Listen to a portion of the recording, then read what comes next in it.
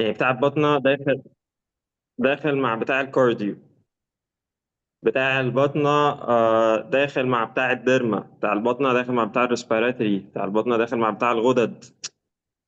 هو شغال مع كل الناس دي. تمام. صحيح. فميديسن از ميديسن. دي حقيقة. حلو قوي. طب احنا عرفنا دلوقتي ان انت راجل بتموت في واقع في دباديب البطنه.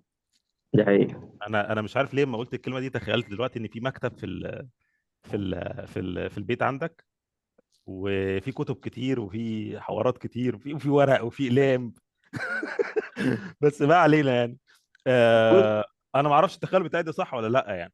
بس يعني بما انك راجل بطنجي، خلينا نقولها كده، وبتحب البطنه، تقدر تدينا نبذه سريعه كده عن السي في بتاعك، من اول ابتديت ازاي، مشيت فين، رحت فين، جاست اه يعني ان اوفر فيو يعني بسرعه كده. وخلي بالك طيب. من النبذه دي. ايوه ماشي انا حاضر. انا مثقف وبحتسب قهوه دلوقتي هنا. في قهوه اهي. عمق. في عمق في الاداء. طيب. انا خريج 2009 جامعة القاهرة. الدفعة تمام.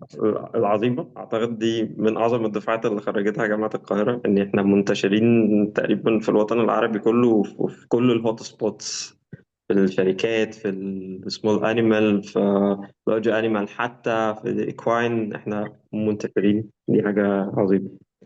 ده اتخرجت حقيقي. 2009 وبعدين طب بدون آه قطع كلامك معلش، لو في حد من 2009 معانا سمعنا يكتب في الكومنتس. أيوه. اتفضل كمل. بس وبعدين طبعا زي اي حد انا دخلت الكليه مش بمزاجي خالص. مش هكدب اقول لك انا بحب القطط والكلاب. انا كنت بخاف من الكلاب اصلا.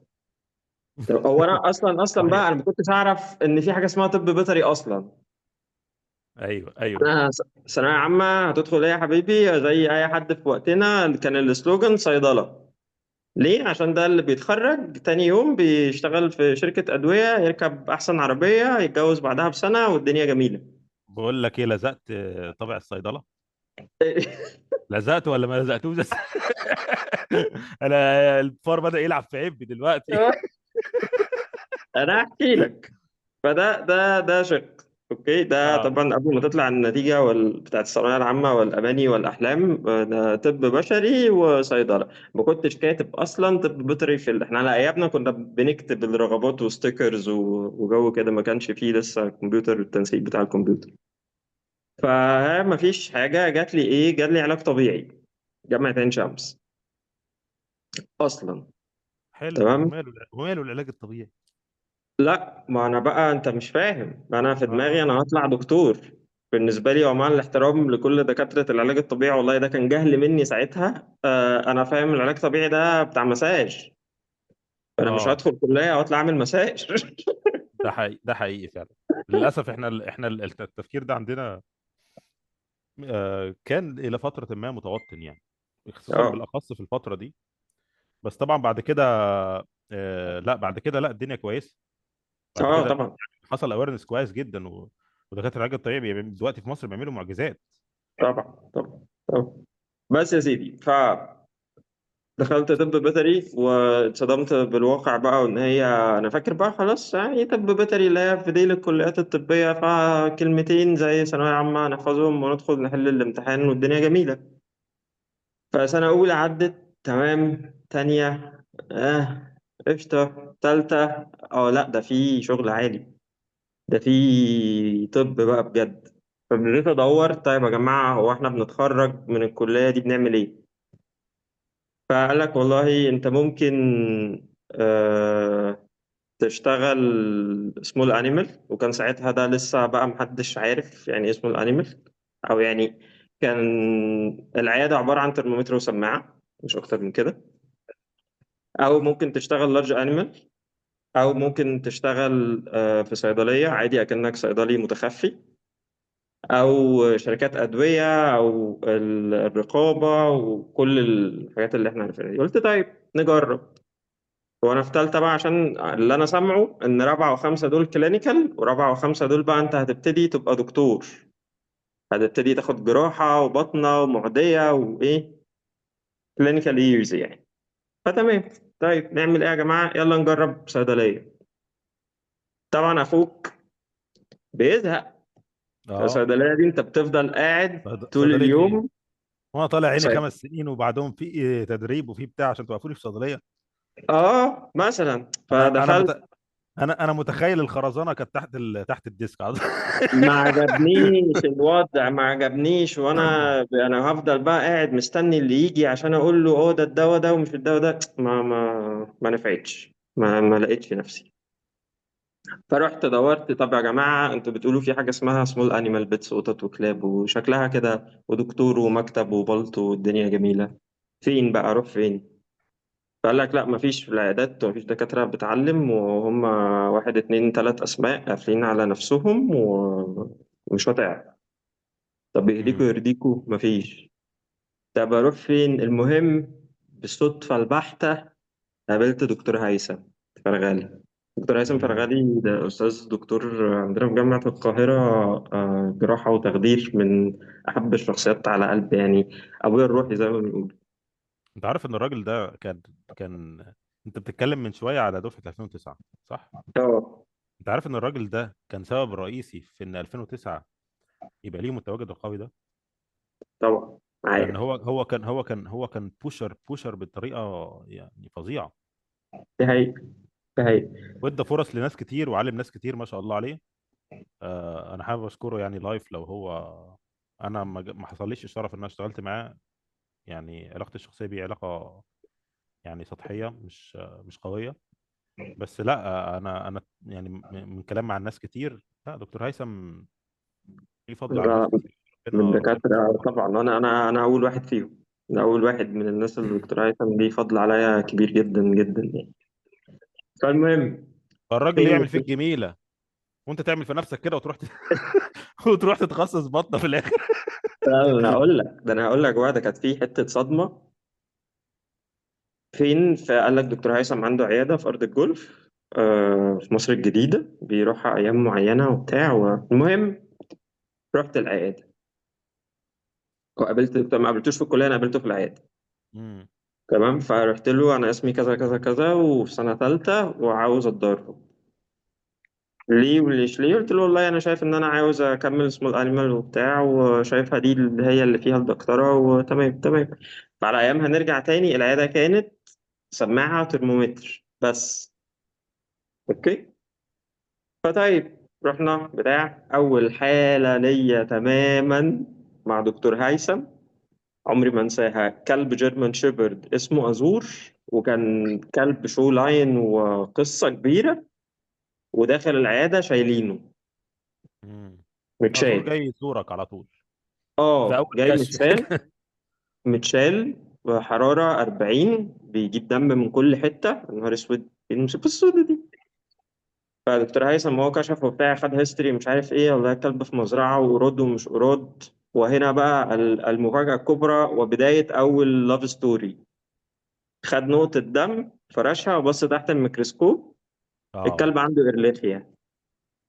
بس أنا ده آمنت. ساحر. وروني بقى، بس ده وروني مش بقى بني البتاع ادم، ده ده. ساحر ده.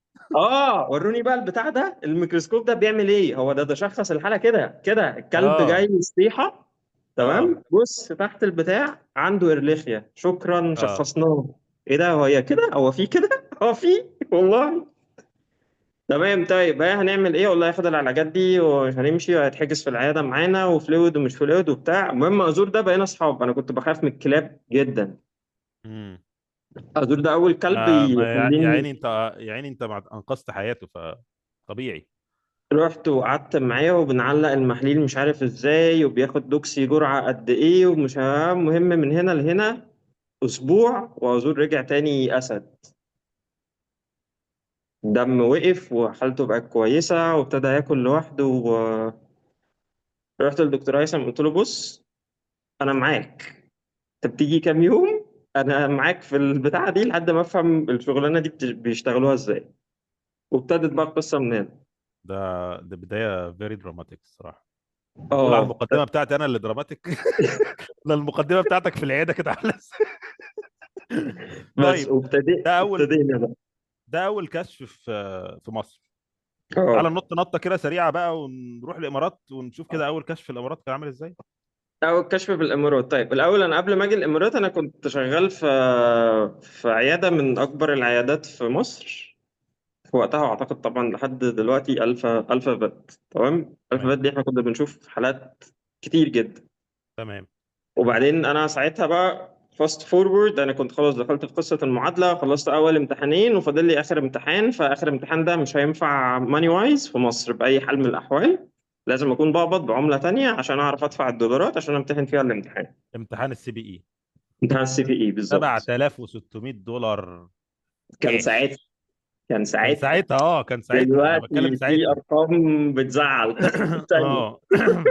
بس الله يجعل كلامنا خفيف عليهم يا عم، لحسن لحسن يفتكرونا ويزودوا بكره ولا حاجه. بس يا سيدي، فرحت. كان ليا صديقي دكتور ادهم يحيى، كارديولوجيست العظيم. آه، ادهم ايه القصه؟ والله طب انا خلاص كده مش عارف اكمل، انا عاوز اقبض بعمله تانية. قال لي طب ما تيجي، ده احنا عندنا فرصه في الامارات في كذا كذا كذا. المهم ايه، من هنا لهنا مشيت الدنيا. رحت. ربنا وفقك. نظام مختلف تماما، طريقة ورك فلو مختلفة تماما غير اللي أنا عارفها. أول كشف ليا كان قطة عندها كاليسي. which is a straightforward case. جدا صح؟ مهم. عارف إسماعيل ياسين؟ بم بم بم بم. أسامي الأدوية مختلفة. شغلتك على ما المدفع ايه ده؟ أيوه بورروم بالظبط، بورروم جدا. أسامي الأدوية مختلفة، اه. طريقة الفايلات مختلفة، الهاندلنج بتاع الكلاينت مختلف، عالم مختلف تماما. فطب يا جماعة يعني، ما روحت أول يوم ده طبعا محبط إحباط ابن لذينة، اللي هو أنا اه. أسود، أنا مش هعرف أشتغل وأنا ورطت الراجل وهو عمال يقول لهم ده دكتور خالد وجامد وشهادات ومفيش. فتمام، رحت مكلم دكتور محمد الفقي، مش عارف الناس دكتور خالد، هنا انت في تعرفه ولا الهاند لأ. في الهاند شيك ميتنج، انت اه. بتاع الحلقه دي اللي احنا عملناه من فتره، اه. قلت لي جمله قويه جدا. قلت لي انا قعدت شهر مش عارف اقف على الترابيزه دي حقيقة. لما ما رحت أنا هقول لك. لما رحت الامارات. ده أنا هو هقول طبعا لك. هو طبعا الاكسبريشن ان الناس اللي بتسمعنا مش تقف على الترابيزه يعني تطلع تقف عليها، لا. تقف على الترابيزه يعني تبقى متماسك قدام آه، الكيسز، قدام الحالات، وعرفت تمشي الدنيا بالبروتوكول اللي انت شغال بيه. بالظبط.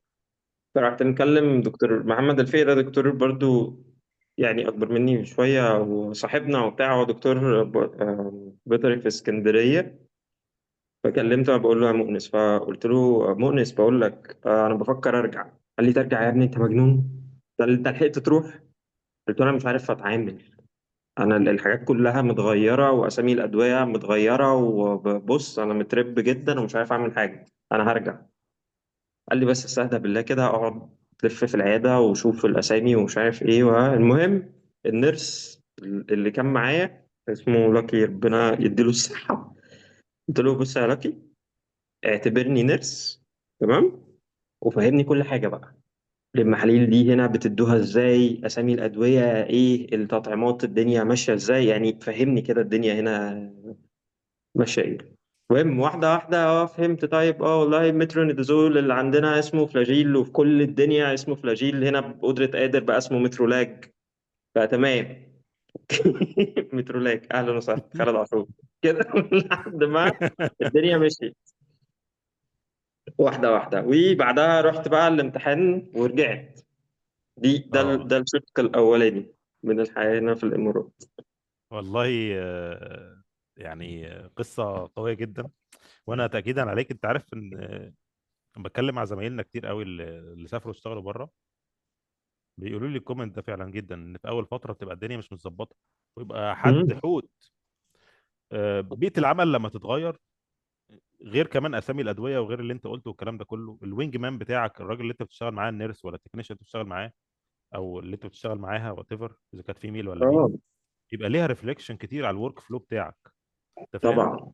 البيئه طبعا. العمل نفسها، شكل العياده، منظر الترابيزه، مكان الحاجات اللي موجوده فين. انت فاهم؟ دي كلها بيبقى ليها تاثير عليك. وده سؤالي الجاي، انا عايز اعرف منك ال الكاركترستيك او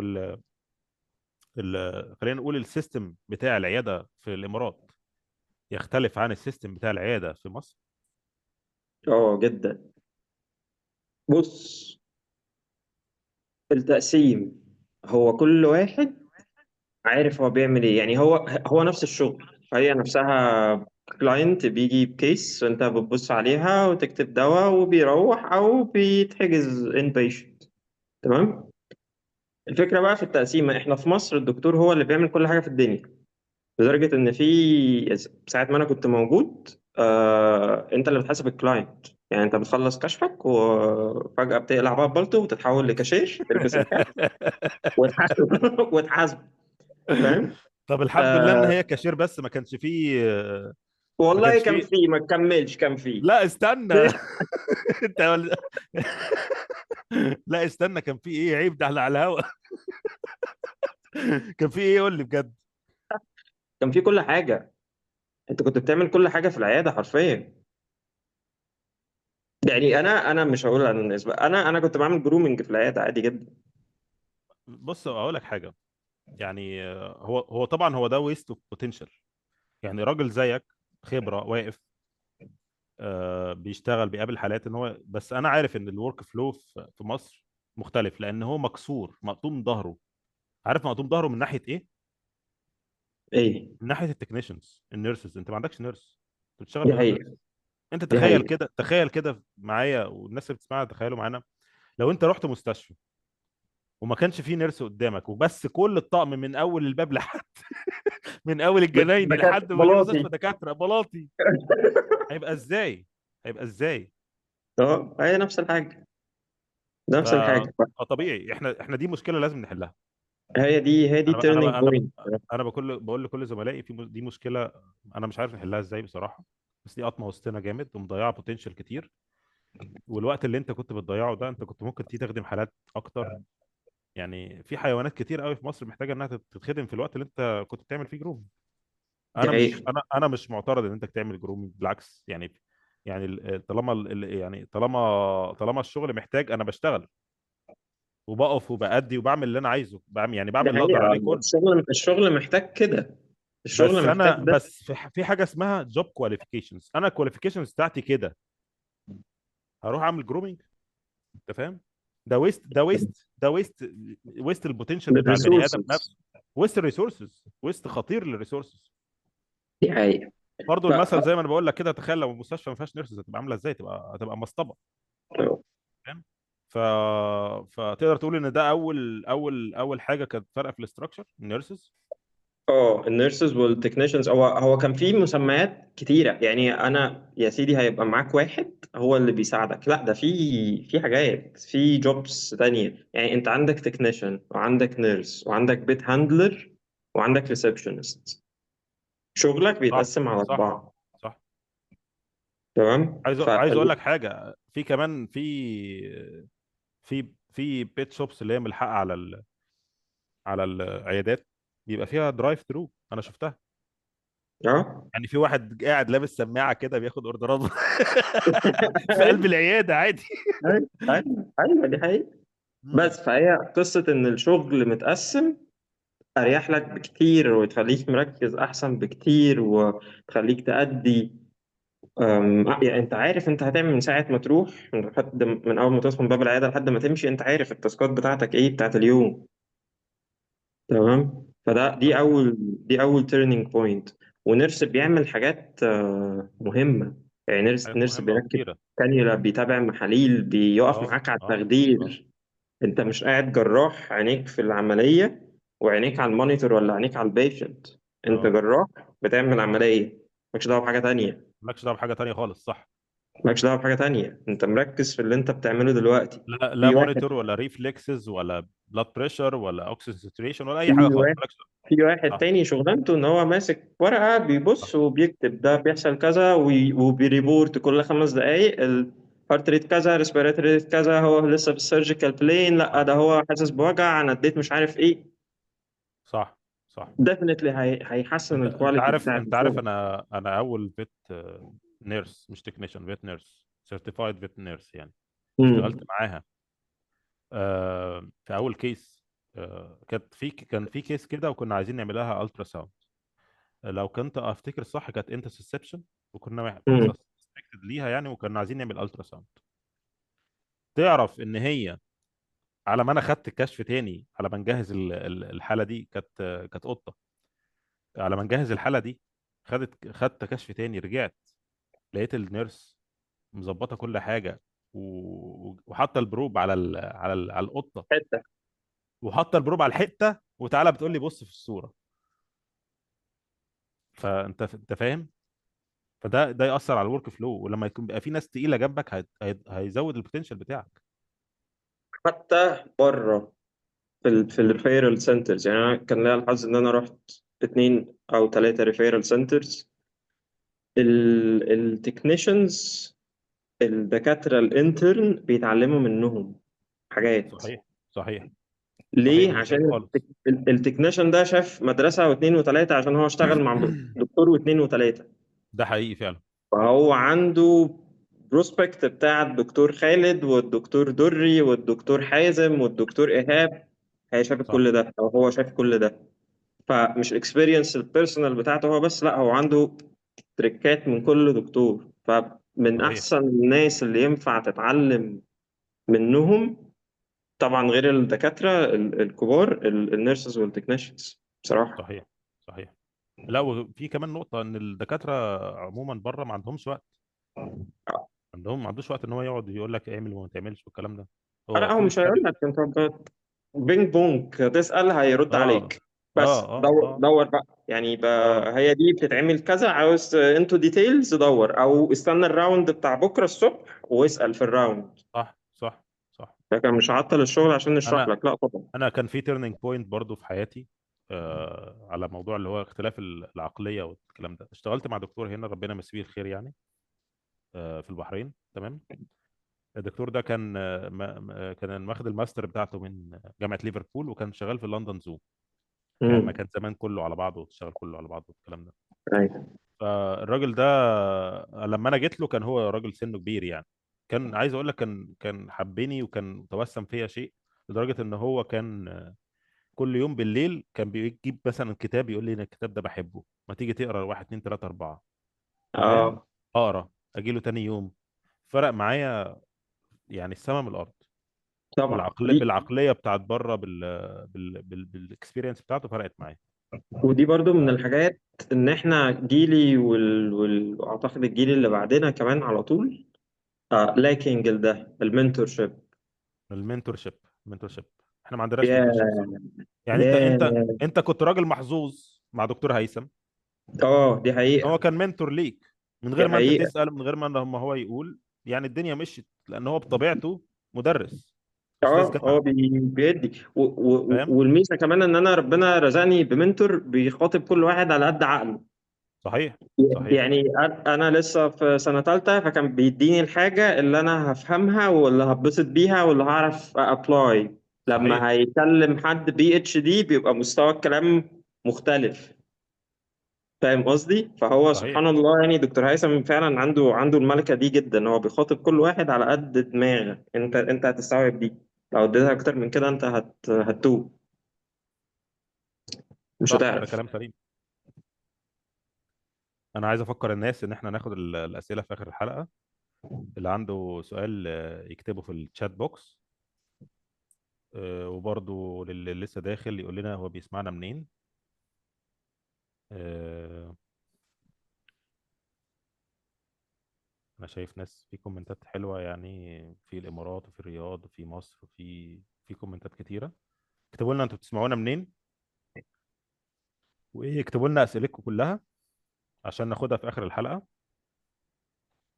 تعالى لي بقى في الواسع، اقول لي. من الامارات لامريكا. تمام. اه. قول لي كده آه. بصراحه، مم. نمت كام ساعه في الطياره؟ يا لهوي، اول مره، أول سفرية، أقسم بالله صدمة حضارية مش عاوز أقول لك. أنا في واحد دفعتنا كان مستنيني في المطار، هي دي أول سفرية، دي كانت ساعة الامتحان. اه، CBE اللي هو الامتحان العملي بتاع AVMA اللي هو الامريكان فيترينري ميديكال اسوسيشن سيرتيفيكيشن. بالظبط. هو مبدئيا تمام. الفيزا كان انترفيو مسخره عشان ما كانش معايا فيزا امريكا. تمام. اه. الكونسلر ست كده محترمه افريكان امريكان ولابسه بدله ومش عارف ايه وبتاع، تمام. فبتسالني السؤال العادي: انت رايح امريكا تعمل ايه؟ تعمل ايه؟ صح. فقلت لها والله انا كذا كذا كذا ودكتور بيطري وعندي امتحان فاينل في اي سي اف بي جي عشان اخلص المعادله بتاعتي عشان ابقى لايسنسد هناك. تقول مهم. لي جميل، الامتحان فين؟ فقلت لها بصي وانا هقول لك بس ما يعني هو انا رايح امتحن في فيجاس. قالت لي امتحان إيه في فيجاس؟ رايح رايح 52 ولاية ولعوا ورايح تمتحن في فيجاس. رايح تمتحن ايه طبعا، وش انا يعني في نصبايا بتحصل، انت هي مش فيجاس رايح. مش ولاية، فيجاس مدينة في ولاية نيفادا، بس برضه اه هي. فيجاس رايح كازينو تلعب مش عارف ايه وهتتبسط اه. اه. وخلاص. قلت لها احلى والله امتحان، احلى امتحان على قلبك، خد احلى فيزا. قلت لها هو الامتحان هناك. فالمهم طبعا ما صدقتنيش، فدخلت شافت طيب تمام كونفirmation نمبر كويس، طيب زي الفل اتفضل. تمام ابروفد وخدت الفيزا الحمد لله. طب الحمد لله. مسافر بقى. اه. كان اول لاندنج ليا كان في ال اي في لوس انجلوس. امم. تمام. فمن هنا للوس انجلوس 16 ساعة ده لو دايركت. اوكي صح. ما نمتش فيهم طبعا ساعة على بعض. فرايح والتوتر بقى بتاع الامتحان ومش عارف ايه، ولهوي ده ال 7000 اللي انا بقالي سنتين عمال اجمع فيهم هيروحوا سودا اه. والكلام اللي انت اه. فاهمه ده. خطوة خطوة خطوة، يعني فيها الكثير قوي من الشكوك والدوت. اه اه. فنزلت المطار.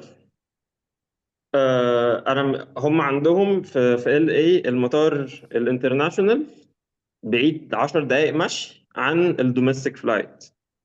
اه. فانت تمام. وصلت ال ايه عشان تاخد دوميستيك فلايت لفيجاس نيفادا؟ لفيجاس. اه. فطلعت سألت زي اللي بنشوفهم في الأفلام، الراجل الضابط الأفريكان اه. أمريكان التخين اللي اللي لابس ماسك ازرق. الحزام بتاعه اه. كده. أيوه. ايوه فبقول له أنا بالظبط. كذا كذا كذا وعاوز أروح. فعارف اتش دبور عند البربق اللي هناك ده، هو عمل لي كده اه. بالظبط. اه. تمام. انت في امريكا يابا، ما حدش بيساعد حد، كله بيهرس وبيدوس. خدت شنطتي طلعت بره، وإذا بيا أفوجئ إن أنا في ميدان العتبة حرفيا. ياه. أسفلت متدغدغ، هوملس قد كده، ناس سايقين عربيات وعمالين يشتموا في بعض. هو نهار اه. اسود والله العظيم والله الحلم العظيم انا الامريكي رجعت اتدمر بص. في اول ثانيه. انا رجعت بصيت، هو انا طب انا نزلت حته غلط ولا ايه يعني؟ ولا هي دي امريكا ولا مش فاهم؟ انا مش اه. فاهم. فاهم. فتمام رحت ماشي وسايق ويعني مشيت طلعت الطياره نزلت في فيجاس، لقيت صديقي ده مستنيني هناك. وهو بقى بمنتهى الابتسامة اللي هو بقى احنا في أمريكا بقى يا جدع، فبيقول لي ايه رأيك في البلد؟ قلت له بلد ايه؟ ايه القرف اللي انتوا عايشين فيه ده؟ قال لي قرف؟ قلت له اه يا عم، وايه اسفلت متكسر، وايه الناس الزبالة اللي شحاتين، وايه ايه فين اه. أمريكا بقى اللي في دماغي؟ ما اه. لقيتهاش. فاهم. فتمام ماشي يلا بينا. هم كان لازم يعملوا لك المطار في بيفرلي هيلز عشان تقتنع. لا انا لا، وعموما يا دري بجد انا جات لي صدمه حضاريه هناك. يعني مش هي دي امريكا اللي كانت في دماغي خالص اه. خالص، اه. حتى في فيجاس صح. نفسها. كل اللي مش بيروح، كل اللي بيروح يعني امريكا اللي في باله امريكا بتاعت الافلام بتاعت اواخر التسعينات وبدايه ايوه. الالفينات لحد يعني لحد اخر عقد من الالفينات. انا عارف اه الكلام ده. مفيش بقى يا جماعه الكلام ده مش حقيقي. الكلام ده مش حقيقي ابدا. يعني يعني بقت بقى الكلام ده دبي تضربها بالجزمه حرفيا. في كل حاجه الحياه هناك صعبه. الحياه فعلا صعبه، الناس طف. معظم اللي انا شفتهم طف. ما فيش حد ماتيرياليستيك، ما دوله فيش حد رأسماليه كما يقول الكتاب، يعني متوقع. ما فيش حد عنده وقت لاي حد في اي حاجه. تمام. احنا مش بنقول ان آه، في دولة احسن من دولة، كل دولة فيها ناس كويسين وكل دولة فيها ناس نص نص نص. ف ايوه بس دي ده اكسبيرينس بتاعتي انا. اكسبيرينس بتاعتي انا، لا امريكا صعبه، امريكا صعبه، والناس اللي عايشين هناك حتى دكاتره، هو في ستريس في صعب. ستريس، في ستريس. خلي بالك ان مهنتنا كمان، انا لسه كنت بتكلم مع في الموضوع ده مع دكتور اوسكار المره اللي فاتت، اللي هو التريجرر بتاع الوسافه. وكنت بقول له فعلا احنا تحت ضغوط كبيره جدا في مهنتنا دي، سواء كانت نفسيه او عمليه او ماديه او وات ايفر.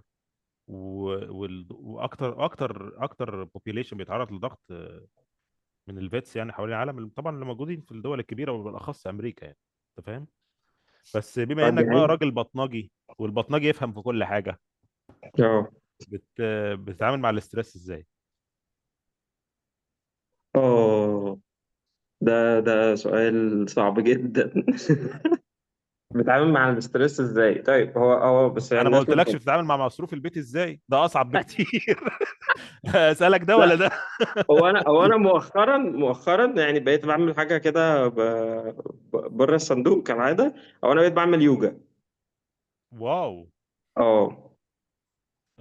ده اختيار قوي جدا. انت عارف، انا اكد لك الكلام بتاعك ده. احنا الصوره الذهنيه بتاعتنا عن اليوجا صوره كرتونيه موت يعني. انت فاهم؟ واحد نازل واقف على اه، دماغه اه، ورجلين فوق ومجموعه بنات ومش عارف ايه بتاع، يا اما يعني ناس هنود على قد حالهم واقفين بيعملوا يوجا أيوة. في الشارع، واقف على رجل واحده.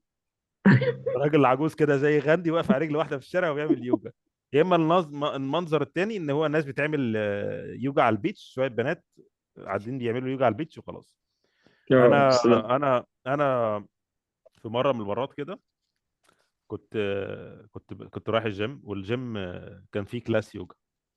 وكنت مم. بقى بص، انا عايز اقول لك كنت انا اصلا في طبيعتي في شويه ساركازم، في شويه سخريه يعني، فاهم؟ زينا ف زي ف بعض. ف ف ف شويه شويه بتزيد مني، شويه توصل لتنمر. انا والله ما ببقى قصده يعني. المهم يعني اليوجا كلاس دي، يعني اللي داخل واللي خارج كان بياكل تريقه بكل لغات العالم، بالعربي وبالانجليزي هو أيوة. بقى هو بقى ايه؟ هو نصيبه هو نصيبه. يطلع في هو بقه. نصيبه. فلحد ما يوم من الايام كان عندي اصابه، كان عندي قطع في عضله في ايدي يعني، وما كنتش قادر العب خالص. مم. وكنت رايح اصلا العب رجل، انت فاهم؟ عشان بقى لي فتره ما رحتش الجيم. فلقيت بتوع اليوجا دول كده داخلين، فقلت ايه، ما اخش اتمقلس عليهم جوه. فعقر ضرب الذل بص. انا مش هسيبكم. اه. فدخلت اصلا، هم اول ما انا دخلت، انا خلاص كنت فيس معروف بالنسبه لهم. انت عارف كويس جدا اللي بيحضر اليوجا بيبقى راجل نظامي بيحضر على طول يوجا. ايوه. ايوه. كنت فيس معروف بالنسبه لهم. اول ما فتحت الباب كده ودخلت كلهم بصوا لي. انت مين؟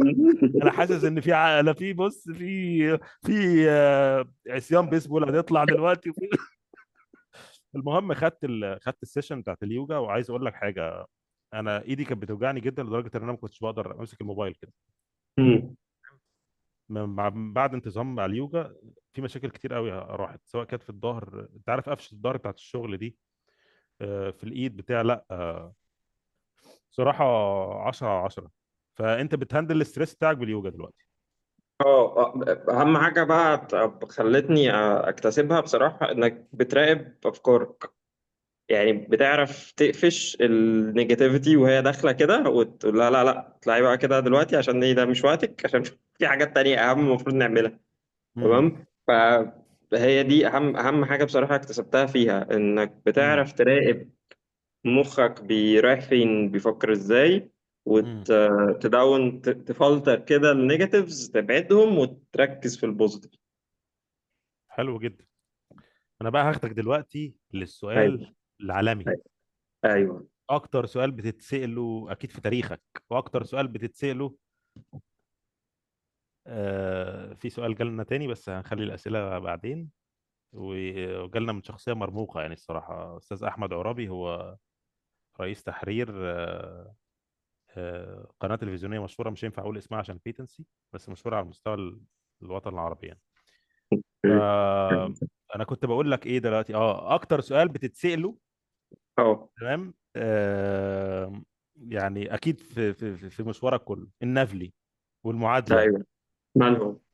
فانا عايز اقول لك بقى حاجه بقى دلوقتي. قول لي على قول لي على حاجه. آه، السؤال الاولاني: هل انت امم. شايف ان رحلتك مع النفلي دي كانت استثمار للفلوس والوقت في محله ولا لا؟ لان في ناس كتير جدا وخصوصا الجونيور بيتس عايزين اه. يمشوا في الطريق ده، اه. وطبعا في جزء كبير قوي من الاستثمار العقلي والاستثمار المادي والوقت كمان. حقيقي.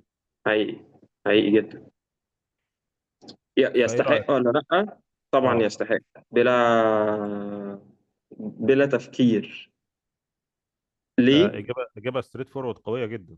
اه. ليه؟ مهم. عشان حاجتين مهمين. الحاجة الأولانية، النفلي لوحده كطريقة امتحان أو كطريقة مذاكرة، أو المعادلة عموما كطريقة مذاكرة، هتخليك ترتب أفكارك.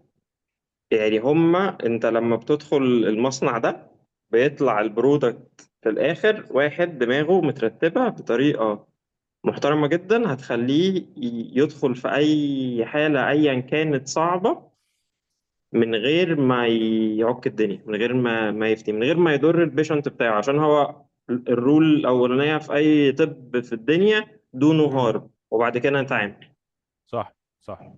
تمام. انت فهي بتقول دي. يعني هيبقى في سيستم وهيبقى في بروتوكول هيحصل. دماغك هتترتب. احنا بص، مفيش حد بيتخرج من الجامعات المصرية، وأنا أزعم من جامعة القاهرة كمان بالذات طب بيطري، مهم. غير وهو عنده بيز عظيمة من المعلومات. ده حقيقي فعلا. تمام. موسوعي. الفكرة يعني مش هتتخرج من الكلية، مش هتباص آخر ترم غير وانت في صح، دماغك. هذه طريقة الامتحان بتاعهم، مش صح، هتطلع غير وانت في بيس في صح، الدماغ. غير كده انت مش هتعدي، مش هتطلع من صح. الكلية. تمام. المشكلة في ايه بقى؟ احنا عندنا الحاجات دي متنطورة. اه. تمام. النافلي والبيزك ساينس والسي بي اي من بعدهم بيرتب لك بقى الحاجات دي. بيعمل فانت لها دماغك ستريمنج. فانت سيستم واحد. دماغك اه. المعلومات خطوة بتسلم التانية، بتسلم التالتة، بتسلم الرابعة، وهكذا. ده تمام. الاستثمار الأولاني، أو دي النتيجة الأولانية من الاستثمار. الحاجة التانية ده اكزit. دي مم. سيف اكزit بلان. مم. في أي وقت الدنيا باظت، طيب يا جماعة السلام عليكم، أنا معايا المعادلة بتاعتي، راح أشتغل في أي حتة في الدنيا. فهمت قصدك ايه. فالاتنين دول هيخلوك أحسن في شغلك، في أيا كان المكان اللي أنت شغال فيه، ودايما ظهرك محمي. مم. ايا كان بقى، شغال في مصر، شغال في دول الخليج، شغال في اي مكان، مم. الدنيا باظت، السلام عليكم، انا طيارتي، راح اشتغل هناك زي الفل. which is a good perspective يعني لما تبص طبعا. له من الناحيه دي. طيب طبعا. دلوقتي امتحان النفلي، امم. انت الحمد لله وعديت السي بي اي وخدت اللايسنس وكل حاجه. لو انت دلوقتي بترجع بالزمن لورا بتشوف اه. نفسك قبل امتحان النفلي، اه. ايه النصيحه اللي ممكن تديها لنفسك، او ايه هي التريك اللي انت اتعلمتها اللي ممكن كانت تاثر عليك وقت كتير قوي لو كنت عرفتها بدري؟ طيب، بص يا سيدي، هو امتحان النبلي سؤال من امتحان بره الصندوق ده ما اتفقناش ستريس. عليه انا.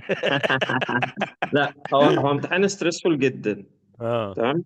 يعني اكتر موقفين ستريسفول اللي اتعرضت فيهم في حياتي كلها هو النبلي والسي بي اي. تمام. امم. بسبب منطقي ان انت ده تشالنج وانت عاوز تعديه، وبالسبب التاني ان انت دافع فلوس كتيرة، كتير. وحالتك الاقتصادية مش هتسمح ان انت تاخد التجربة دي تاني. فالاتنين دول صحيح. بيحطوا على كتافك بريشر والسبع فظيع. ساعات انت نسيتهم ولا ايه؟ اه، يعني السبع ساعات دول انا كنت فاكر ان احنا اوحش ناس في الدنيا، لحد ما كانت جنبي بتمتحن دكتورة بشرية قعدت 9 ساعات. ده ربنا يكون في فيعني عونك. دي حقيقة. فنرجع تاني انت مش عايزه تبقي النصيحة. دكتوره؟ طب البسي بقى. النصيحة إن ما تحملش نفسك فوق طاقتك قبل الامتحان. تمام. هو ده. إحنا ياما امتحنا من ساعة ما دخلنا الكلية لحد ما اتخرجنا، وده ما يختلفش كتير عن بقية الامتحانات، فما تحطش على نفسك بردن زيادة. امم.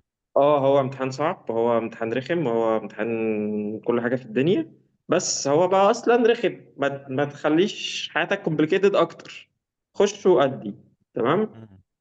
واهم حاجة بقى جوه الامتحان، نظم الوقت، نظم مم. وقتك، خليك دايما اوير انا فين وهيحصل ايه كمان شوية، يعني انا في انهي بلوك، وطيب هخلص ده امتى واللي بعده هخلصه امتى. نظم، حط مم. سيناريو الامتحان في دماغك قبل ما تروح. مم. تمام. والحاجة التالتة، اقعد ال7 ساعات دول آخر أسبوع، يعني آخر أسبوع من مذاكرتك، اقعد ال7 ساعات في نفس الوقت اللي أنت هتمتحن فيه، ايوه. عشان مخك يبقى يتدرب. متعود. اه.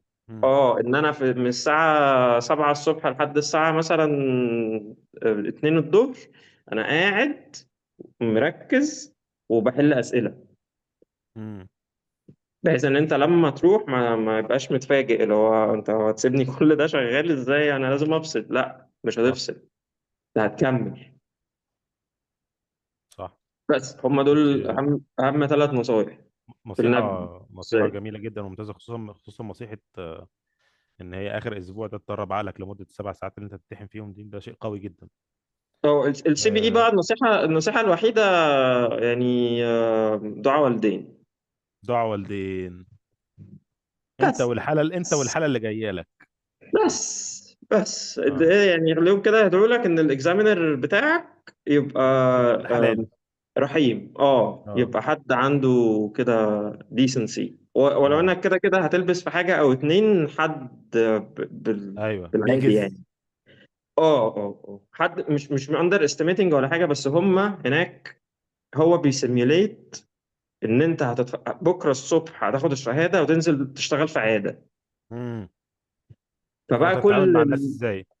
صح. الناس بكل اشكالها، بالكلاينت اللطيف، بالكلاينت الرخم، بالحاله الصعبه، بالكلب الشرس، بالقطه الرخمه، بالحصان اللي بيرفس، كل ده انت هيبقى موجود في الامتحان. مهم. تمام. وانت لازم تعدي بيه، وانا شايفه ان دي طريقه فير جدا ان هو يعمل لك اسسمنت، عشان انت بكره الصبح هتنزل تشتغل في صح. عياده. صح. صح. فلازم هيترخم عليك بكل الطرق. يعني انا الامتحان بتاع الميديسن اسمه الانيمال، امم. في السي بي اي، الاكزامينر كانت واخده دور كلاينت قلقانه جدا على الكلب بتاعها امم. ومتنرفزه، وكل سؤال اللي انت بتسأله بعديه بتبقى الإجابة هو الكلب بتاعي هيموت. هي كانت كده فعلا، انت بتاخد هيستوري. دي التركه بتاعت الامتحان. انت بتاخد الكلب هيستوري بتاعي بعد يموت. كل سؤال. امم. بتقول لي طب is my dog dying, is he dying. فاهم قصدي؟ كنت بترد عليها تقول لها ايه؟ بقول لها لا، احنا لسه انفستيجيت، ما ينفعش تطمنها وتقول لها ان هو مش هيموت عشان هو كريتيكال، ممكن جدا يموت. صح. بس صح. انت بتحاول طبعا، لازم تبين ان انت متعاطف معاها جدا ومقدر جدا ان هي خايفة على صح. الكلب بتاعها. وفي نفس الوقت ما تقدرش تطمنها 100%، عشان انت كل كلمة بتطلع من بقك انت بتتحاسب عليها، انت دكتور. امم. فكلامك بالقطارة سبيسيفيك، انت عارف انت صح. بتقول ايه بالظبط. صح. فهتقول لها والله هنشوف، احنا بنجمع داتا ولسه هنشوف، مش هقدر اقول لك هيموت او لا. رد حكيم جدا وموزون. والله يا دكتور خالد، انت ما تشبعش منك ومن كلامك. حبيبي واحنا الوقت سرقنا، دخلنا في شفت ساعه. قلت شفت لك بقى ما ازاي؟ توعدتش، مش قلت لك ما توعدتش. لا، ما هم بتوع الاستوديو. لا لا لا، نص ساعه عشان الاستريمنج. لا، انت ما توقعناش البيج ساعه ايه وبتاع ايه. وبعدين اتمنى بس ما تكونش الناس زهقت من لا، انا شايف ما شاء الله يعني الدروب اوت قليل قوي. فده معنى ان كده ان الناس مستمعه للموضوع كويس تمام. انا بس كان عندنا اسئله كتير، وكان عندنا في يعني اتفضل. تفاصيل كتير كنا عايزين نتكلم فيها. اتفضل. للاسف طبعا الوقت مش هيسعنا، بس احنا كنا عايزين نتكلم على الجنرال براكتيشنر سيرتيفيكت، وكنا عايزين نتكلم على الامتحان نفسه، تفاصيل الديتيلز بتاعت الامتحان العملي، وكنا عايزين نتكلم على ديتيلز اكثر في الشغل بتاعك والبروتوكول اللي انت شغال بيه في العياده، وكمان الامتحان اللي انت لسه مخلصه قريب بتاع الانترنال ميديسن. ايوه. ف... ف... فكل الكلام ده عايزين نتكلم فيه. ما انا عايز اعرف ارائكم. اكتبوا لي في الشات بوكس، تحبوا ان دكتور خالد ده بيت ديتكتيف يكون معانا في حلقة تانية ولا لا؟ اكتبوا لي في الشات بوكس لو عايزين تشوفوا دكتور خالد معانا في حلقة تانية ولا لا. بص، في ناس بتبصم على الشاشة دلوقتي. انا في انت شايف الشات بوكس؟ اه اه باين. في ناس بتبصم على الشاشة دلوقتي. الحمد لله كويس. الحمد لله. انا الحمد لله. انا والله. دكتور خالد، انت شخصية ثرية وشخصية مجتهدة، ودايما الله بتسعى يسلمك. للتقدم والامتياز. على وده راسي يا وده دكتور. ابسط حاجة خالص. ربنا انا هبتدي يخليك. اخد اسئلة. تمام يلا بينا. عندنا دكتور مصطفى جميل. ايوه. آه، ازاي ابدا ابقى بيت ديتكتور؟ خلاص بقى لقب رسمي عليك، انتهى الموضوع كده. اه صح. خلاص كده. والله هينزل لك في البطاقة بكرة، اوعى. بعد مرحلة الجي بي، يعني ازاي ابقى راجل بتاع انترنال ميديسن بطنجي بعد مرحلة الجي بي؟ اعتقد ان انت اوريدي جاوبت على السؤال ده، بس لو نقدر نجاوب سريعا باختصار كده. طيب هو السؤال قصده يعني ايه الباث واي اللي يمشي فيه كسيرتيفيكتس وكده، ولا ازاي منتالي تبقى راجل ديتكتيف بعد الجي بي، او خلينا نقول الاثنين. امم. بص، هو اللي بيفرق دكتور عموما وباطنة خصوصا عن اي دكتور تاني ان هو بيسمع حلو قوي. تمام. تقصد ال... الهيستوري؟ اه الله عليك، اقسم يسيبوا بالله اجابه. ده انت ايه ده؟ سي... ده انت جايبها من ناموسك. اه لا، سيبه يتكلم. يعني بص، هو دايما الزبون بتاعنا، الكلاينت بتاعنا احنا كبيت اونر، هو جاي ومش عاوز حد يلومه. يعني ما تقولوش ان انت السبب، هو اصلا حاسس بالذنب ان هو السبب. فايا كان بقى ايه اللي حصل للقط بتاعه ولا للكلب بتاعه، هو اصلا جاي متحمل الذنب. صح. وبيحاول defensive as possible ان هو والله ما انا، بس هو اللي حصل فيه كده لوحده. فتمام. تمام. سيبه يتكلم براحته. يعني انا ساعات بسيب الاونر يتكلم 10 دقايق من غير مقاطعه، ما بسألوش حاجه هو ماله، فبيروح قايل بقى ماله. احكي لي. او دايما انا ما بقولوش هو ماله، بقول له احكي لي ايه اللي حصل. امم. وسيبه يسمع. سيبه يتكلم. تمام. وهو بيتكلم انت بتكتب نوتس، عشان هو هيقول لك كلام كتير ليه علاقه بالحاله، وكلام اكتر ملوش اي علاقه. صحيح. فانت شغلتك انك بتفلتر، دي هتنفعنا، لا دي مش تقدر تقول ان هتنفع. انت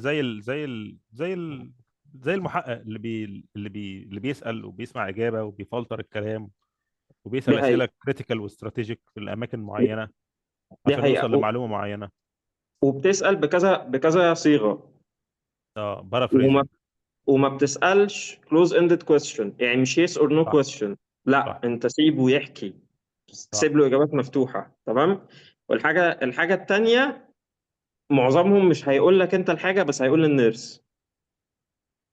يعني لو في ياه. حاجة انت شاكك فيها، لو في حاجة مثلا شاكك ان هو اتسمم بشيء ما، وحاولت تسأل كده تسأل كده تسأل كده، مفيش، خلاص انت هتطلع من الأوضة، هتجيب ولا ما اجيب بس حاجة من هناك، والنيرس بصنعة لطافة هيعرف منه. اللي مش هيقوله لك انت هيقوله للنيرس، صح.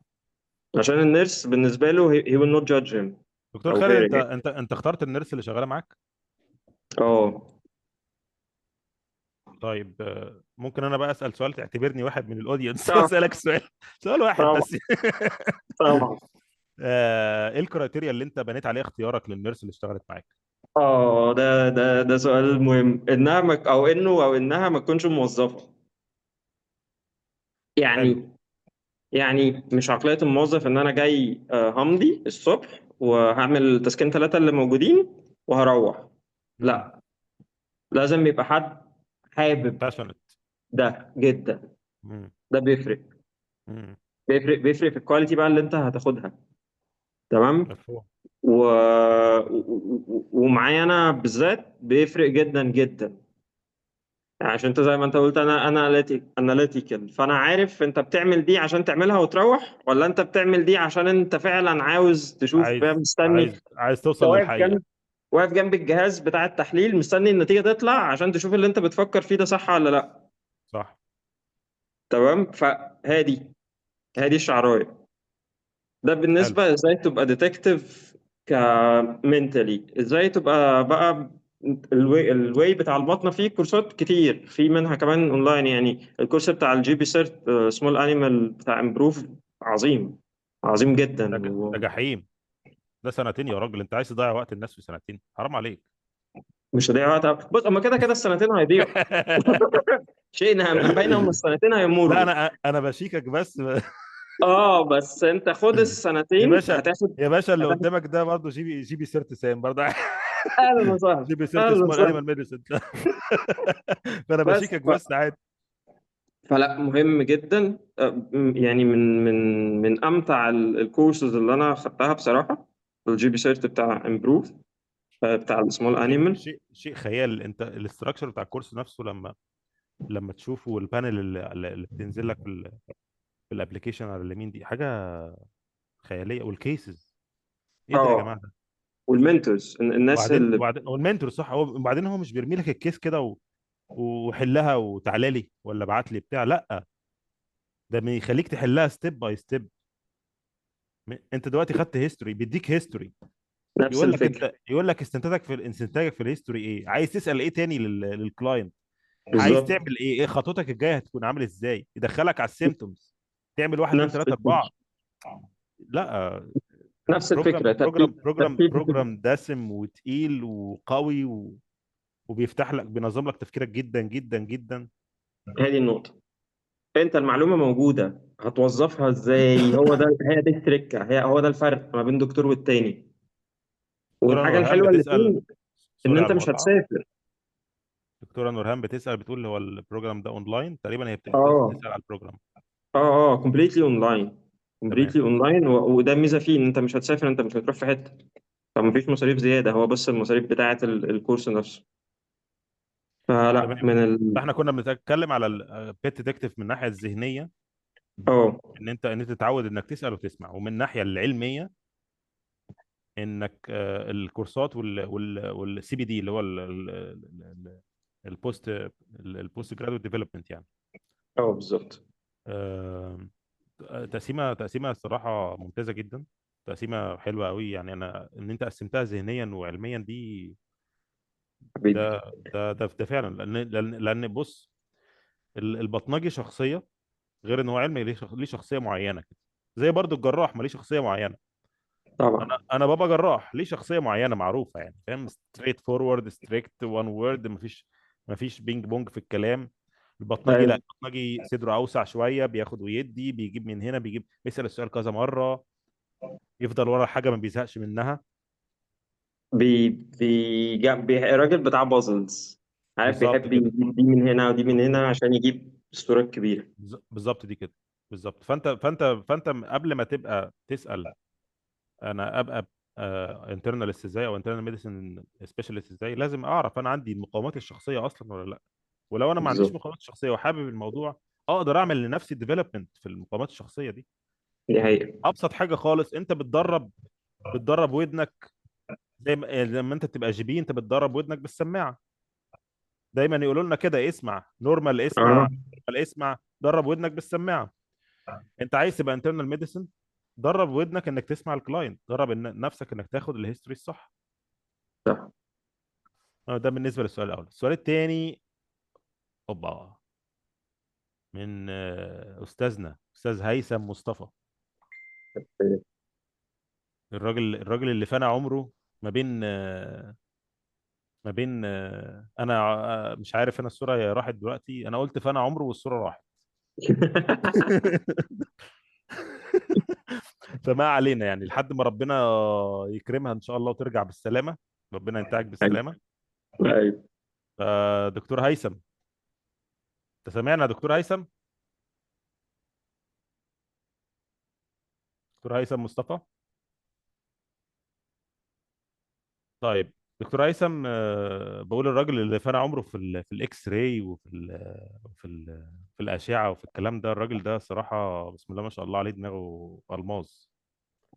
هو عايز يسال سؤال، بيقول ازاي حبك للسيتولوجي بدا بشكل عام، او ازاي انت الابروتش بتاعك للسيتولوجي بدا بشكل عام.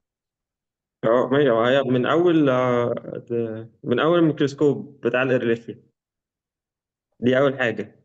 وبعدين انا برضو عندي حته ان انا يعني انا الترا ساوند ما فيش. وحاولوا ناس كتير والله، وناس عظيمه يعني دكتور محمد السعيد حاول معايا، دكتور مم. ادهم حاول معايا، دكتور هيثم نفسه حاول معايا في قصه الترا ساوند.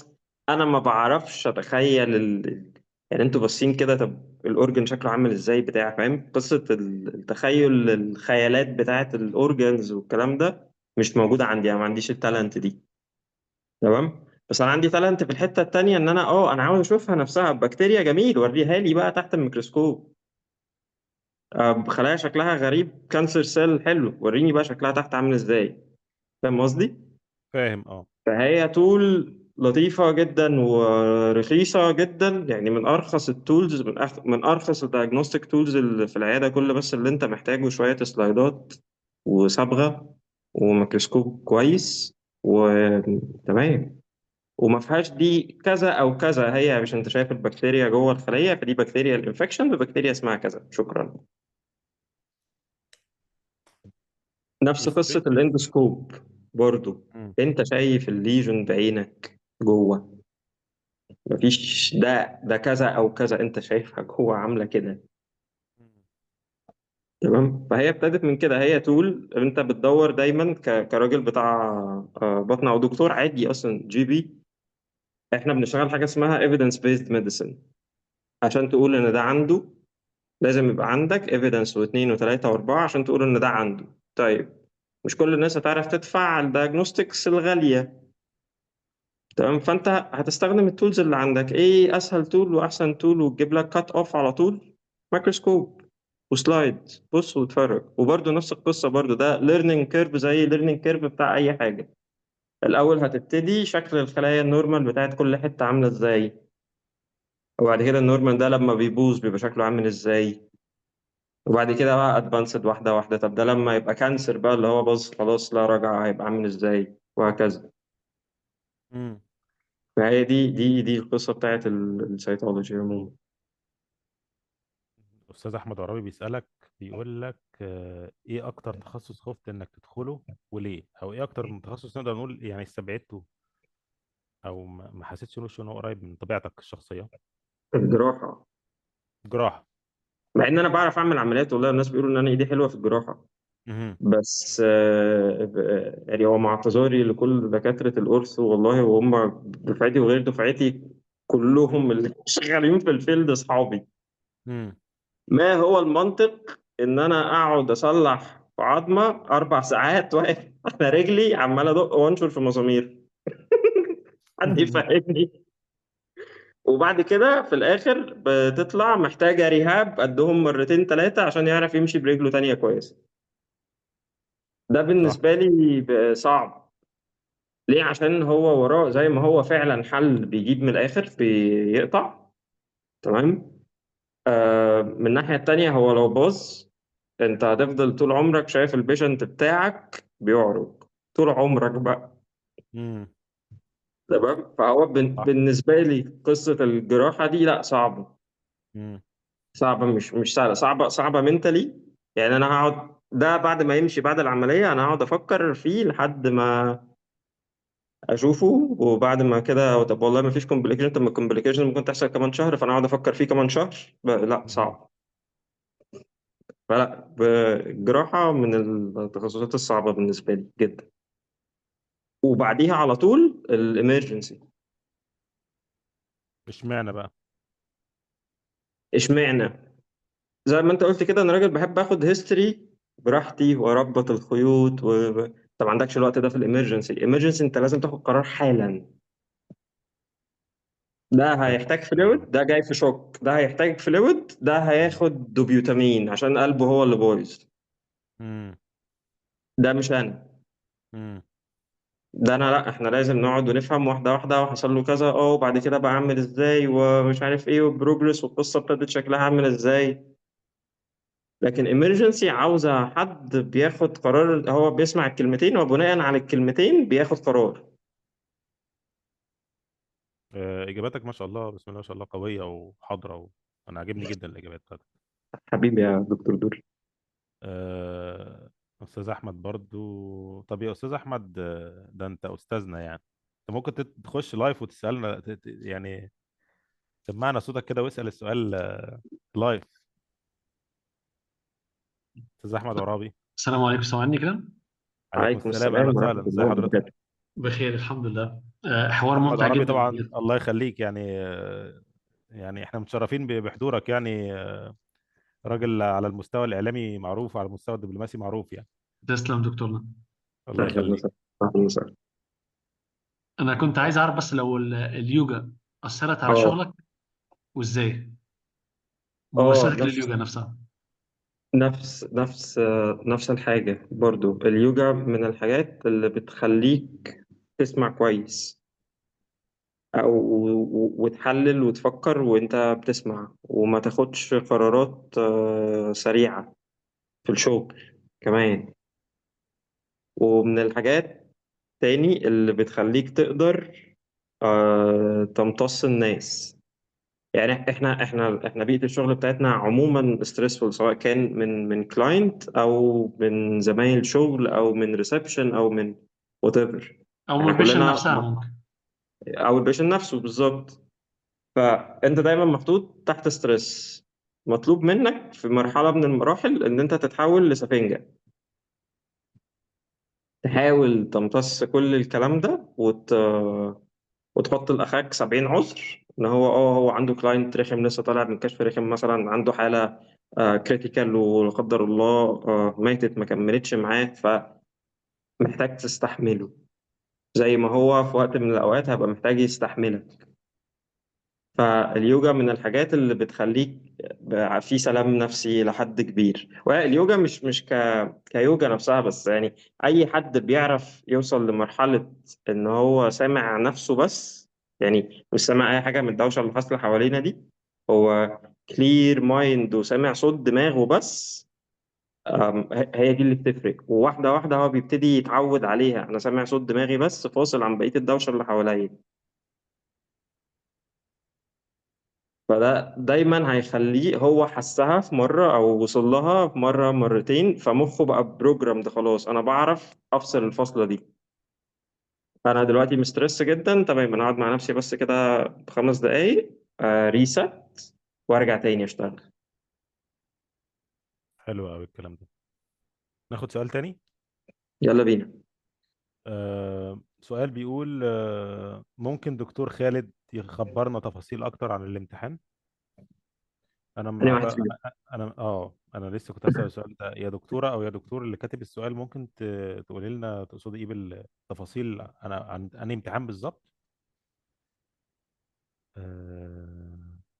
كلام دكتور خالد ممتع جدا، يا ريت نديله مساحة اكتر، يا سلام، عيني، ده يوم المنى.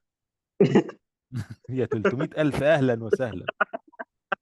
ممكن اسم الشهادة جي بي سيرت ان سمول انيمال ميديسن؟ ايوه، جي بي سيرت سمول انيمال ميديسن، مش هقول الاكاديميه او المؤسسه التعليميه اللي بتعملها عشان البيتنسي، بس تقدري تشوفيها على النت. آه، اللقاء نرجع له تاني فين؟ هنسمعه تاني طبعا، لازم تسمعوه تاني على اليوتيوب وعلى الفيسبوك. دكتور مصطفى جميل. اه احنا جاوبنا على السؤال ده اوريدي، اللي هو ازاي أوكي. تتحول من الجي بي للبيت انسبكتور. احنا ممكن دكتور خالد تقول لنا تاني الجزئيتين بتاع الجزء الذهني والجزء العلمي؟ الجزء الذهني إنك تعود ودنك إن هي تسمع كويس وما تسألش closed end questions، يعني ما تسألش yes or no. وتحاول تسأل السؤال بأكتر من طريقة، وتحاول المعلومات اللي تجيلك تفلتر تشوف ايه المفيد فيها وايه اللي هينفعك في الكيس وايه اللي هو ملوش لازمة دلوقتي.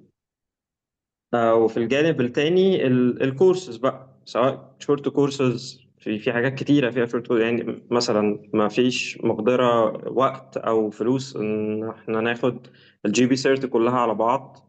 في جهات تانية بتقدم شورت كورسز، مثلا تاخد كورس ريسبيراتوري، كورس جاسترو، كورس اندوكراين، وهكذا. تمام. فهم دول الجانبين. سؤال حلو. الحياة في دبي سريعة جدا والشغل ساعاته كتير، انت اه. ازاي بتوازن بين الشغل والدراسة وتلحق تطور اه. نفسك في حين ان مفيش وقت لحاجة خالص؟ الله طيب. اكبر. ده حقيقي. ده حقيقي. طيب، هو انا الحمد لله، الحمد لله، يعني دي حاجه كرم كبير من عند ربنا. انا دايما من ساعه ما كنت في مصر، والله من قبل ما اتخرج، دايما الاماكن اللي انا بروحها بيبقوا سبورتيف جدا في القصه دي. يعني الوقت مثلا بتاع الامتحان بتاعي بتاع السي بي اي، انا خدت شهر كامل، وده ما بيحصلش في دبي. انا خدت شهر كامل اجازه من الشركه اللي انا كنت شغال فيها مدفوعه الاجر. تمام، عشان هم الناس مقدرين ان انا بعمل حاجة مهمة جدا بالنسبة لي، مم. وهيعود عليه هو بالنفع بعد كده. صحيح. تمام، نفس القصة برضو في الامتحان الأخراني. ما عرفتش اخد شهر طبعا، بس اخدت أسبوعين قعدت مركز فيهم مع نفسي. أنا قصة المعاشة دي بتفرق معايا. يعني أنا في العيادة هعرف أنا عندي ساعة بريك، فالساعة ساعة بريك دي ممكن أقرأ فيها حاجة، بس بدم دخلت العيادة أنا ما بعرفش أذاكر حاجة. انا مم. في مود دلوقتي العياده، ده انا شغال، حتى لو مفيش حالات كتير، حتى لو مم. عندي ساعتين ثلاثه فاضيين في الجدول، انا بقى مم. قاعد بعمل اي حاجه في العياده، بشوف ده معاه حاله عامله ازاي، بكتب ريبورت الحاله قديمه، الكلام ده كله. فما بعرفش اذاكر في مكان العياده، لازم بذاكر في مكتب، كتب. انا بعز الكتب قوي، مش الالكترونيك بوكس، انا بحب الورق. تمام. بذاكر لحد دلوقتي زي زمان بورقة وقلم. وبحب أعمل النوتس بتاعتي أنا. ما يعني حتى قريت شابتر مثلا في كتاب، لازم أعمل له النوتس بتاعتي أنا. فالحياة سريعة، بس هي عاوزة شوية تنظيم.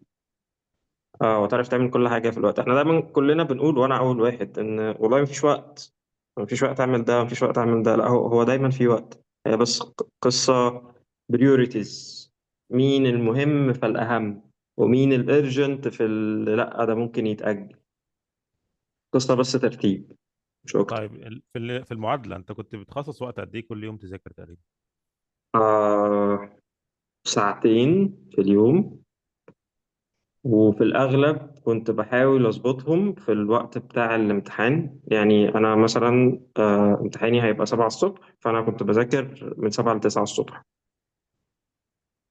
تمام. عشان تاني قصة المعايشة لازم مخك. ده في الايام بتاعت اللي هي الوركينج دايز، صح؟ الوركينج دايز. الويك اند بيبقى ليه اعتبار تاني. لا يا باشا، ويك إند ويك إند. انت ليك خلاص. طاقة، انت اه. انت ليك طاقة. الطاقة دي لازم تتشحن، ما انت ما انت مش روبوت. انت لازم تفصل. انت امم. لازم تفصل. لو قعدت على طول مضغوط، ولو حتى يوم يا سيدي، انت بتاخد يومين اجازة، خلي يوم ماشي هتعمل فيه تاسكس بتاعت البيت بقى، وهتشتروا حاجات ومش عارف ايه. وفي يوم تاني ده بتاعك انت تماما، انت لازم امم. عشان انت داخل على اسبوع نفس الاسترس بتاع الاسبوع اللي فات. صحيح. فمش هينفع تروح متحمل ببواقي الاسبوع اللي فات، مش هتعرف. لازم يكون في يوم كده انت فاصل تماما، فاصل عن اي حاجه ليها علاقه بشغلك ودي حاجه مهمه جدا بقى. لازم يكون عندك صحاب بره مجالك. عشان يعني لما بس تخرج معاهم ما تضطرش تتكلم في حوارات العيادة. في الشغل مش هينفع. مش هينفع. مخك اوتوماتيكلي هيلينك بالشغل، وهيجي له بقى الاحساس بتاع الشغل، واللي انا في الشغل. لا لا لا، لازم يكون عندك صاحب او اتنين او تلاتة بره الدايرة بتاعتك، بره الكارير بتاعك، بره شغلك. يا باشا انا من النهارده اعتبرني مش دكتور بيطري، وصاحبك حبيبي. صاحبك. انا بره. انت شخصيه الواحد فعلا يتشرف بصداقتها، حبيبي يا وشخصيه دكتور سريه بيتر. يعني على مختلف الاصعده. تسلم لي في يا دكتور. سؤال لولبي. ايوه، سؤال اديني. لولبي. دكتوره سمر يعني دي تخش معانا في الاعداد، يعني اه تخش معانا في فريق الاعداد ده، لان السؤال ده كان موجود فعلا، بس احنا قلنا ان احنا نخليه الحلقه الجايه لما لقينا الوقت طلع زياده. اه المعادله ولا الجي بي اه سيرت؟ الناس هتضربني على اه، الحوار شوف ده. شوف بقى، اه شوف بقى، هي جابت لك سؤال الصراحه 10 على 10 يا دكتوره سمر. الاثنين. الاثنين. اه وانا عملت كده، يعني ماشي كنت يا ماشي في باشا، بس انا كنت ماشي في الاثنين بارل. ليه احنا ليه احنا هقول احنا لك. ماشيين واحده واحده على قدنا احنا، ادينا واحده هقول لك منهم. هقول لك ليه هقول لك ليه. بص، هي برضو بتديبند انت خطتك ايه في الاخر. يعني انت الفيجن بتاعتك رايح فين؟ هل انت رايح ان انت خلاص لا يمكن هتطلع بره البلد اللي انت شغال فيها دلوقتي، وامريكا واوروبا ده مش في طموحك؟ فتمام، خليك في الجي بي سيرت، تركز فيها الاول عشان دي اللي هتنفعك بصورة مور ديب في الشغل. حلو. لو انت في الخطة بتاعتك في مرحلة من المراحل اللي انت هتطلع بره البلد اللي انت شغال فيها دلوقتي، يبقى لا، اخلي المعادلة أولوية. اوكي.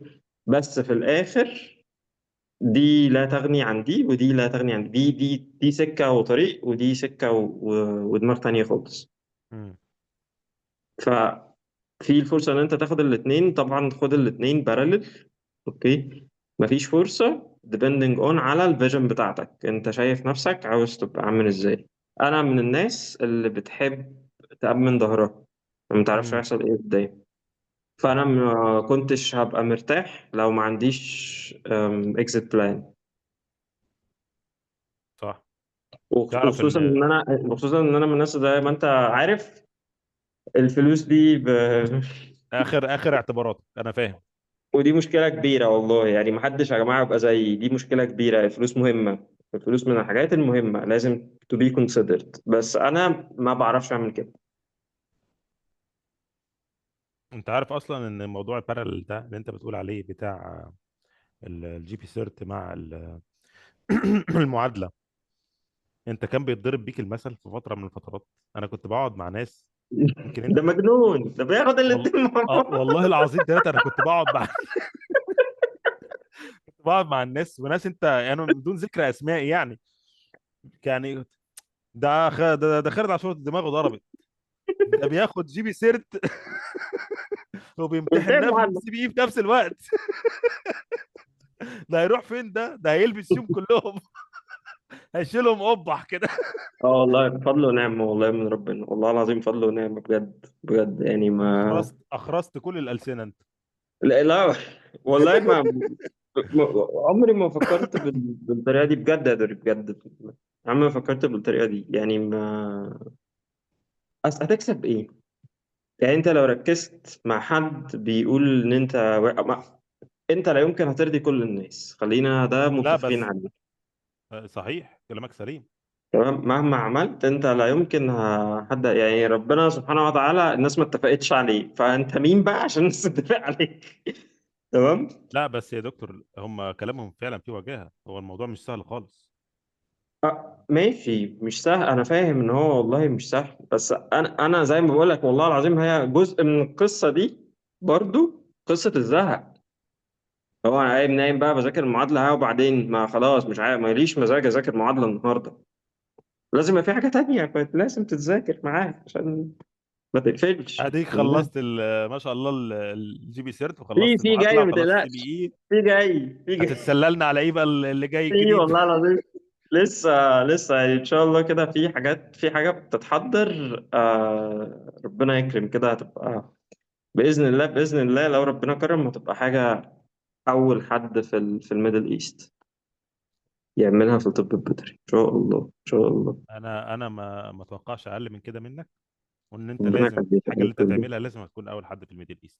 ربنا يخليك، تسلم لي يا رب. معانا دكتوره، معانا في زوم يوزر من دون اسم، هل انت من الناس اللي بتعرف تذاكر كده، تذاكر لنفسك كل حاجه، ولا احتجت حد يشرح لك حاجه، او في دكاتره معينين ترشحهم لكورسات على اليوتيوب؟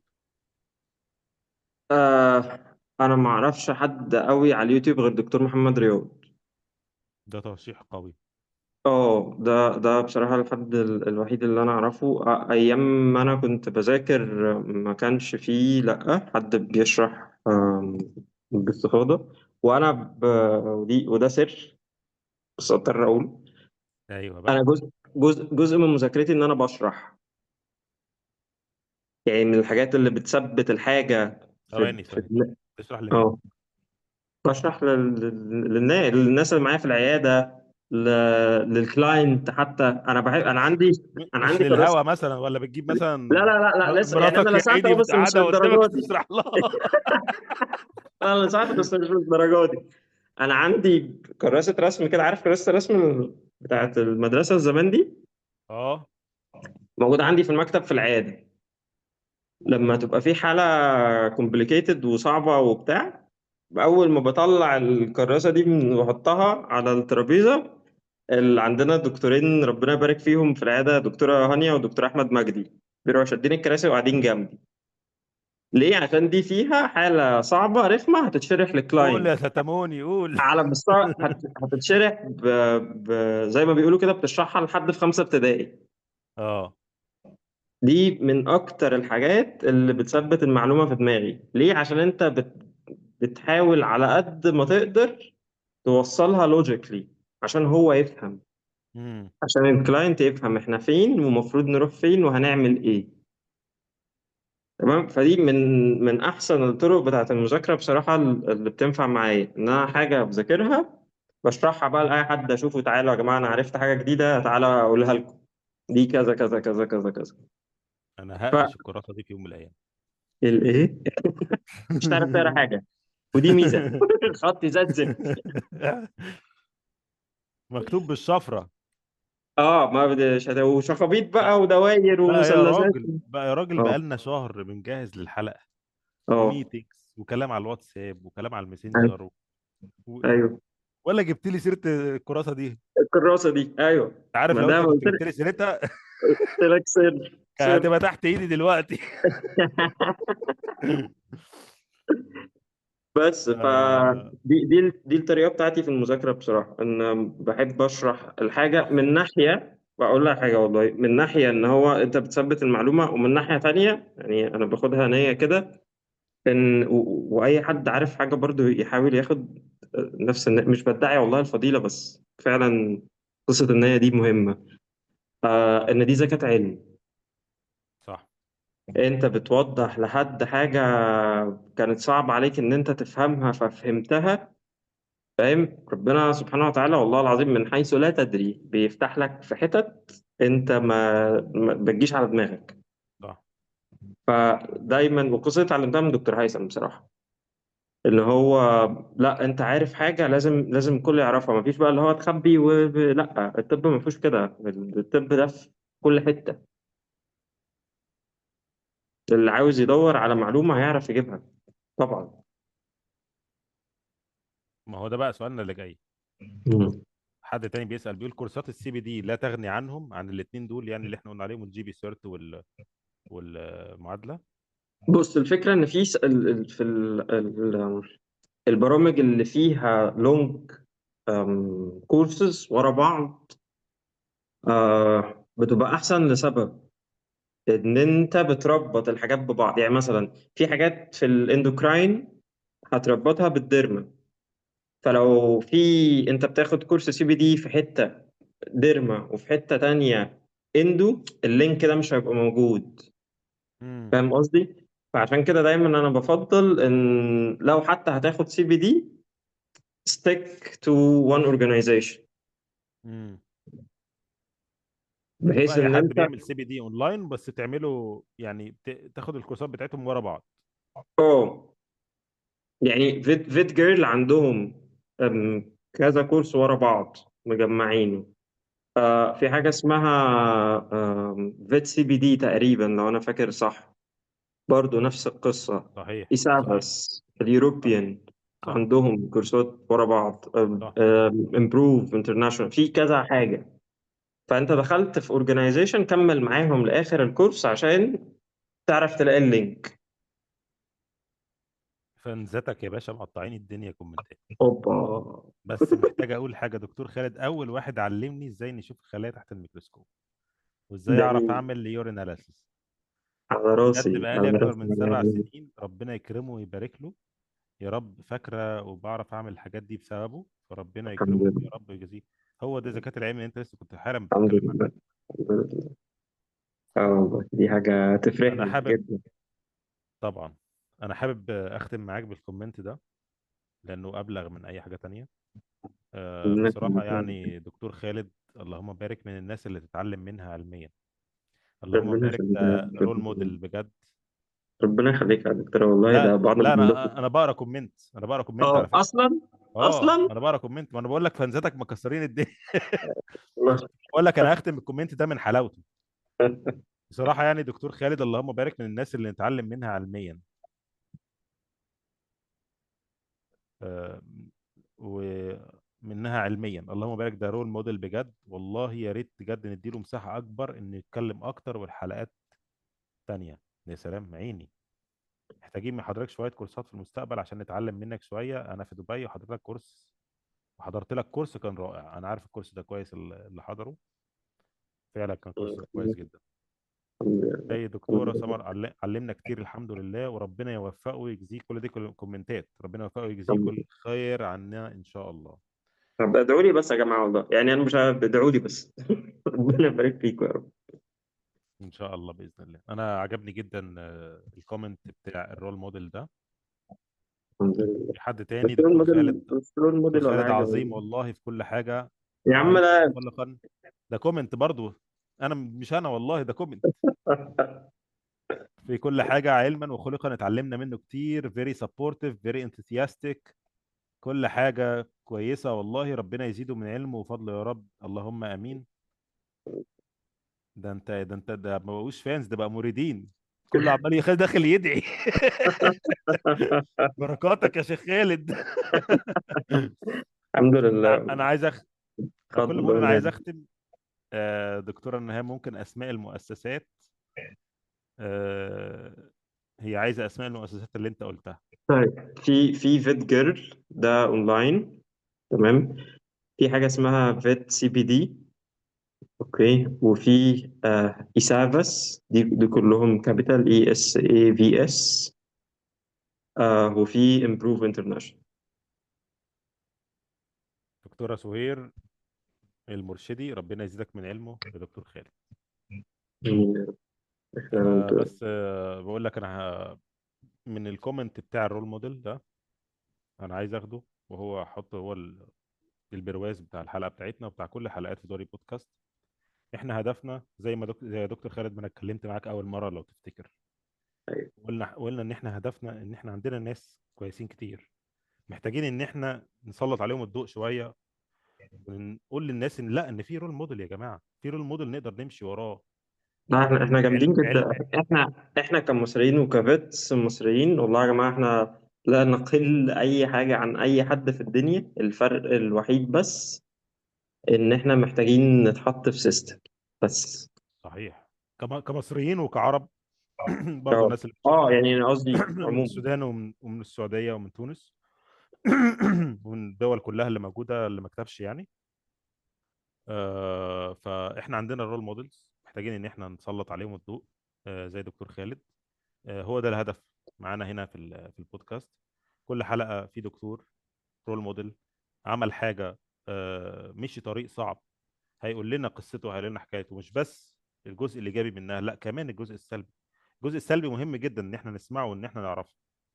لما تعرف السلبيات اللي حصلت هتبقى عندك اويرنس اكتر بالطريق نفسه وبصعوباته. زي ما دكتور كده دي حكى حاجة. لنا عن صعوبات المعادله وصعوبات السفر، وصعوبات الامتحان العملي. كل دي حاجات لازم تحطها في نفس في بالك. بس تبقى دايما شايف هدفك اللي قدامك، وشايف ان في ناس حققت، ناس زينا من صح. دم ولحم، صح جدا. صح حققوا جدا. ومشيوا في الطريق ووصلوا. صح جدا. شكرا جزيلا دكتور خالد عاشور. لنا لقاء آخر أكيد بعد الناس هتكسر الكومنتات بعد ان شاء بعد الله. الطلبات دي كلها. ان لازم شاء لنا الله. لقاء آخر هنكمل فيه بقية الرحلة. زي ما باذن اتكلمنا الله. على موضوع الجنرال براكتيشنر سيرتيفيكت، لازم نفصصها. بإذن الله. وهندي مساحة أكبر للتفاصيل الامتحان، سواء كان نيفلي أو كان عملي سي بي إي. وبرضه شوية هنخش دخلنا معاك شوية بقى في الإيه في العيادة، تفاصيل العيادة، تفاصيل اليوم بتاعك نفسه، بروتوكولاتك عاملة خلاص. إزاي، بتشتغل إزاي، الكلام ده. طب آه، كنا هنا في دوري بودكاست مع دكتور خالد عاشور. استنونا قريب في حلقات تانية. الحلقة الجاية إن شاء الله الويسترن هيمسفير من الكرة الأرضية. شكرا إن جزيلا. شاء الله. أشوفكم قريب. باي شكرا باي. جدا. مع السلامة. مع السلامة. سلام.